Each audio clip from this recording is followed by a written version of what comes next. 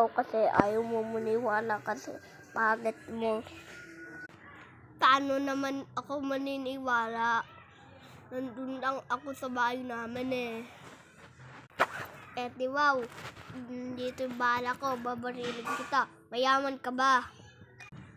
Oo, mayaman po ako. Nasaan bag mo? Maraming pera. Doon ka na. Mayaman ka pa. Mag-shortcut na lang ako. Hindi niya ako makikita ng guard. Pasan kayo yung ano ko, mami? Iniwan niya kasi ako eh. O, nandito na ako. O, bakit ka nandiyan? Iniwan mo ako kahapon eh.